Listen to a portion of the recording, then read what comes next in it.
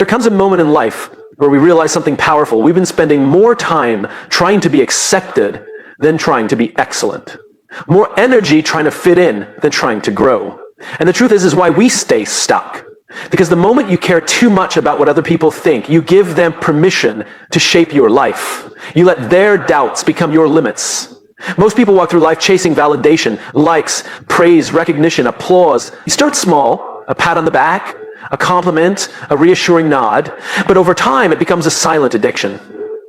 You begin to measure your worth based on how others respond to you.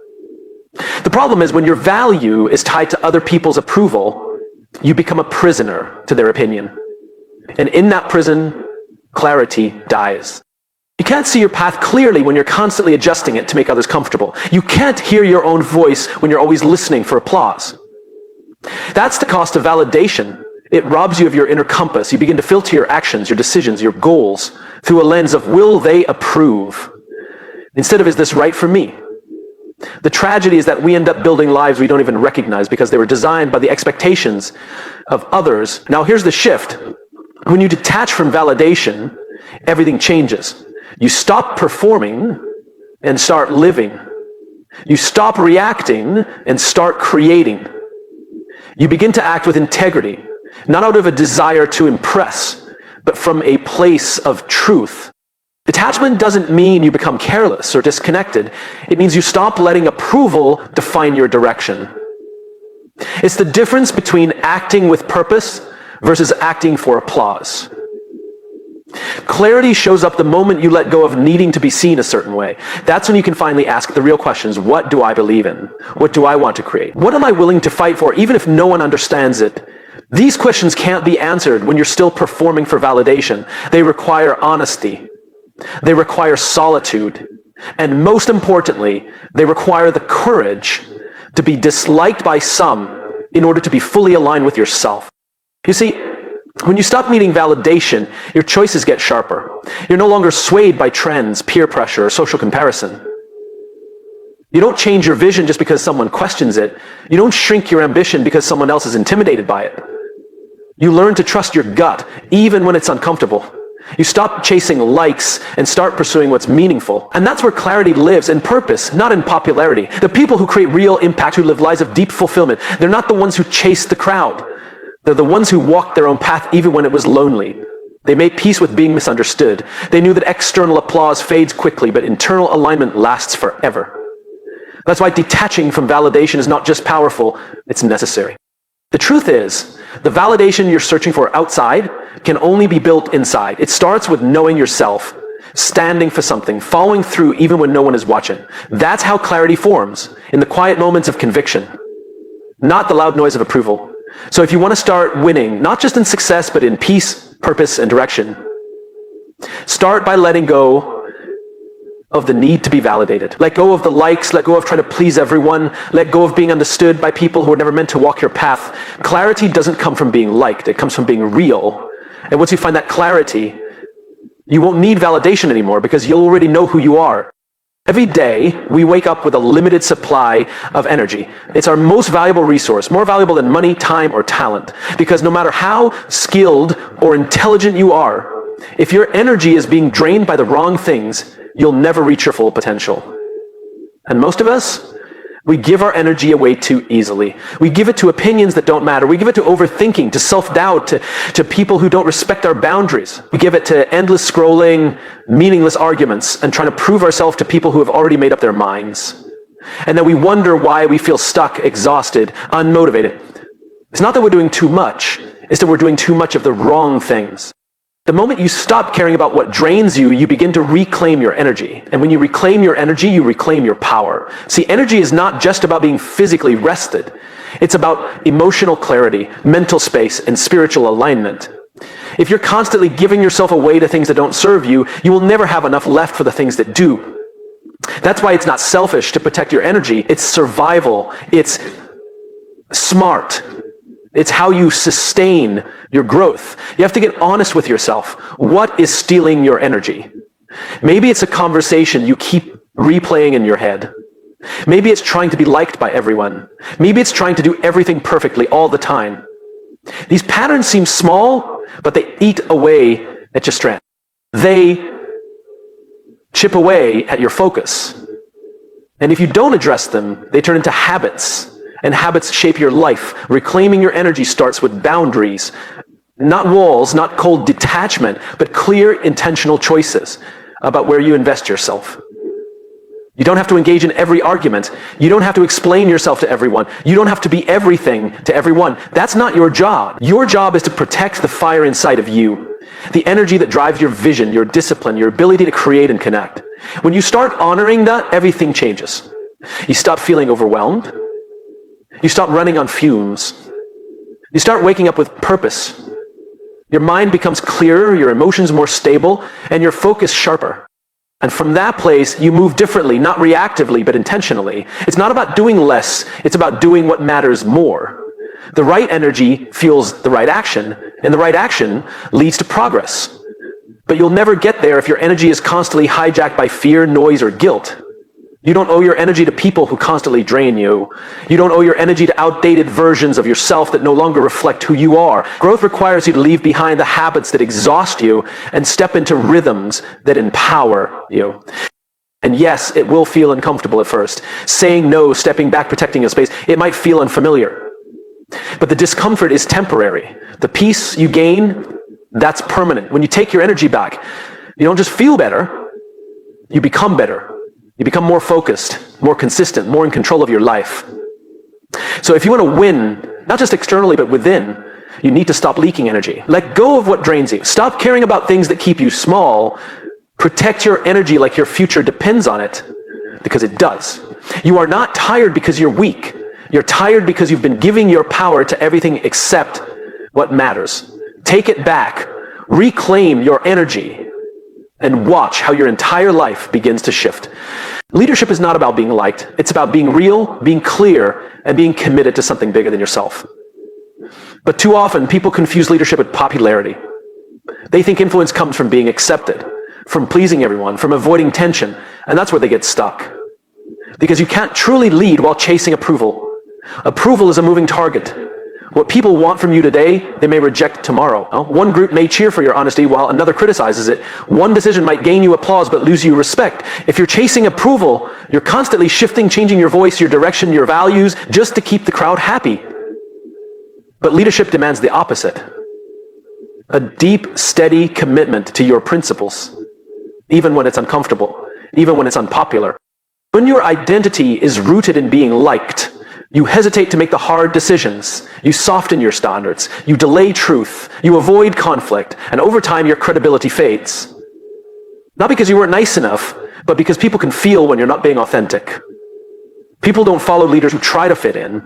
They follow leaders who stand out.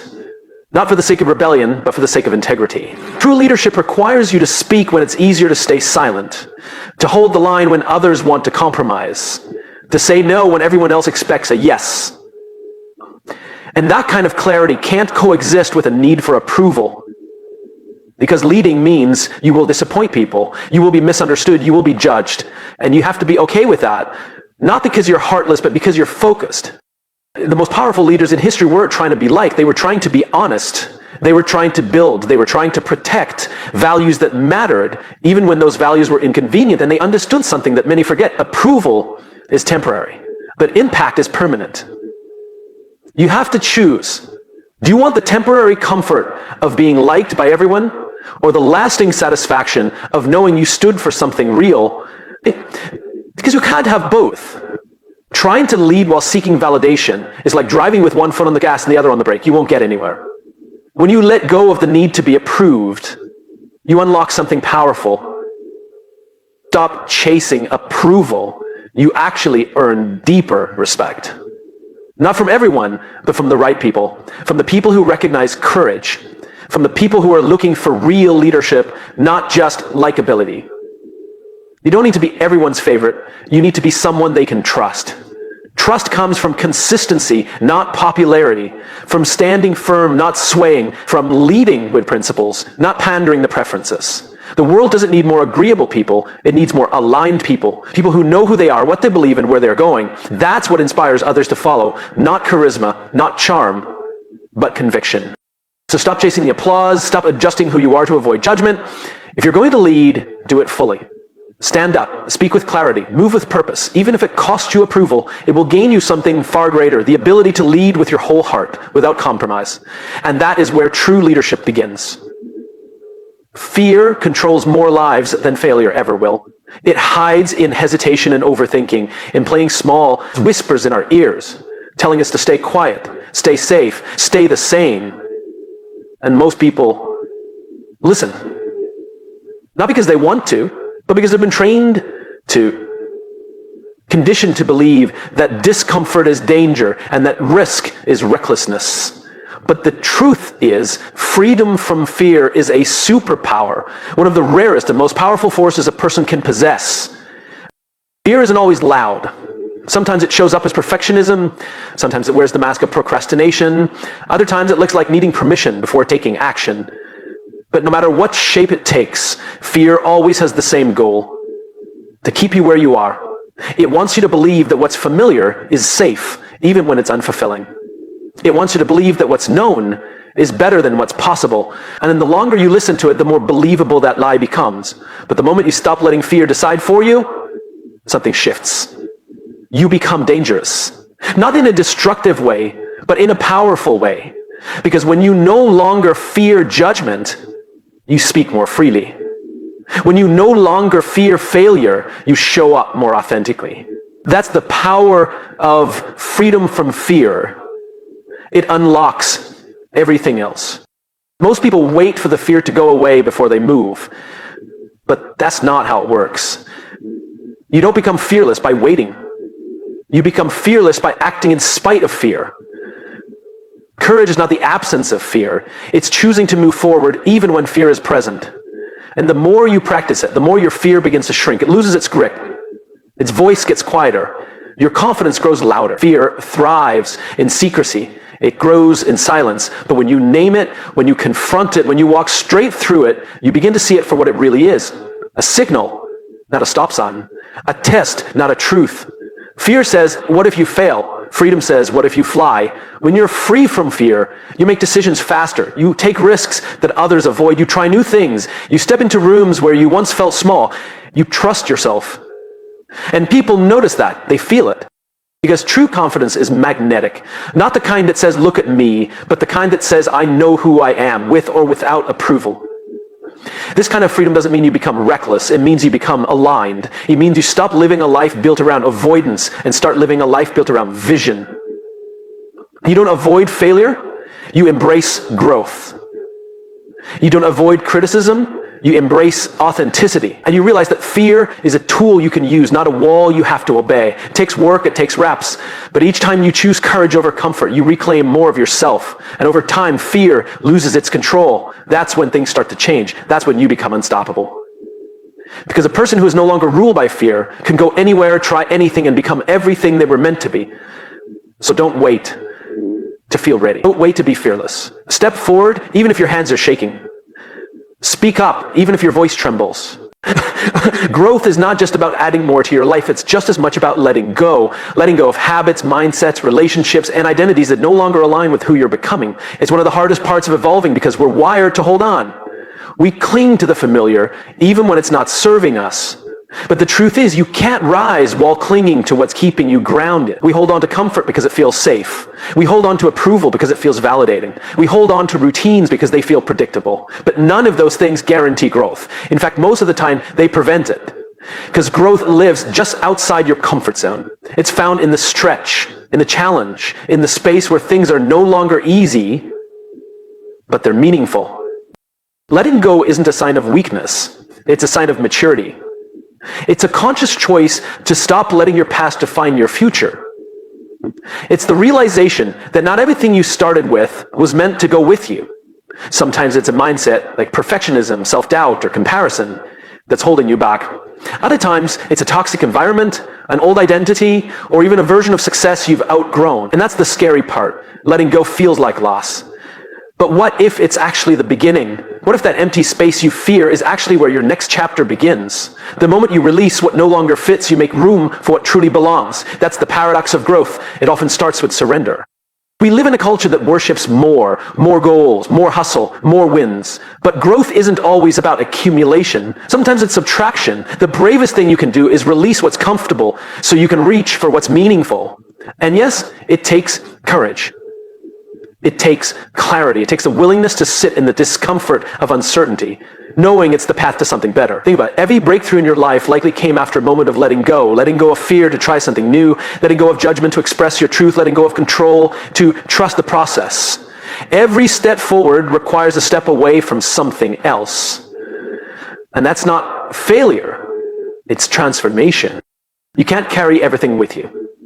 You can't grow while dragging the weight of the past. At some point, you have to make the decision, do I want to be comfortable or do I want to grow? Because the two rarely go hand in hand. Letting go doesn't always mean walking away from people or situations. Sometimes it means letting go of how you think things should be. Letting go of timelines, letting go of your need to have everything figured out. It means releasing the pressure and giving yourself permission to evolve at your own pace, in your own way. And in that space of surrender, clarity starts to rise. You begin to see yourself more clearly. You begin to hear your inner voice. You begin to align with the person you're becoming instead of who you used to be. That's when the shift happens. Not because you forced it, but because you allowed it. Don't be afraid to let go. Don't see it as failure. See it as growth. See it as a necessary part of your evolution. Because every time you let go of what's no longer right for you, you move one step closer to your highest self. You were never meant to stay the same. Growth demands change. Change demands release. And release is the first step to becoming everything you're capable of being. Focus isn't just about concentrating harder or trying to do more. It's about doing less with greater purpose. Real focus doesn't begin when you add more to your plate. It begins the moment you start letting go of everything that doesn't matter. Distraction isn't always obvious. Sometimes it looks like overcommitting. Sometimes it feels like multitasking. Sometimes it hides in busyness that gives you the illusion of progress while keeping you stuck in the same place.